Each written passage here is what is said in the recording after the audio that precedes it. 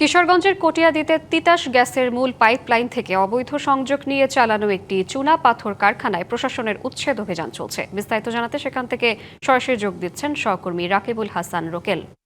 রোকেল, উচ্ছেদ অভিযান নিয়ে বিস্তারিত জানাবেন এবং গ্যাস লিকেজ বন্ধে কোনো অগ্রগতি হয়েছে কিনা জানাবেন।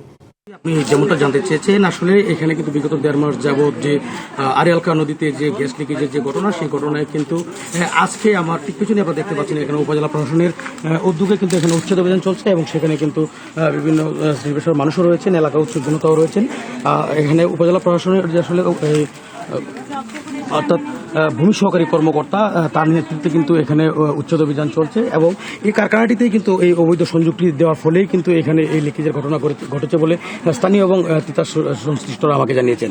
এছাড়াও আমি যদি আপনাকে বলি, আসলে এই শুরুতে এইটি আসলে অনেকটা ছোট থাকলেও কিন্তু এখন নদীতে পানি বৃদ্ধি পাওয়ায় এবং স্রোত থাকায় তারা আসলে আপ্রাণ চেষ্টা করার পরেও কিন্তু সেটি আসলে এখন তাদের পক্ষে কঠিন হয়ে দাঁড়িয়েছে। অর্থাৎ এখানে কিন্তু তারা তিতাসের বিভিন্ন কর্মকর্তা কর্মচারীও রয়েছে। এছাড়াও আমি যদি বলি ময়মনসিংহ অঞ্চলের যে ডিজিএম, তিনিও সেখানে রয়েছেন। বাংলা কিউআর যেখানে নগদ পেমেন্ট সেখানে। সারা দেশে 10 লাখেরও বেশি মার্চেন্টে নগদে পেমেন্ট করুন খুব সহজে। এছাড়াও কিন্তু তিতাসের জেলা অফিসের কর্মকর্তারা রয়েছেন।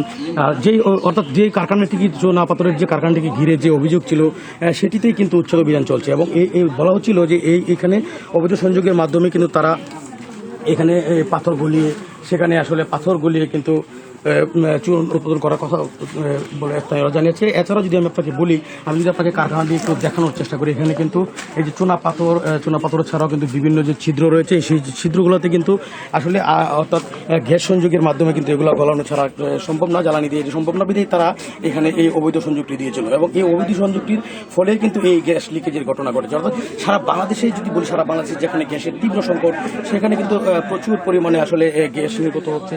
এছাড়াও যদি আমি আপনাকে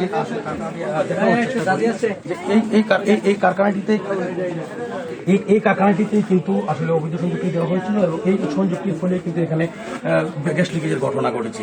শ্রাবন্তী, এই কিশোরগঞ্জের কোঠারি থেকে আমার কাছে এই ছিল সর্বশেষ। পরবর্তীতে যে কোনো তথ্য থাকলে সেটিও আমরা আপনাকে জানিয়ে দেব। ধন্যবাদ আপনাকে।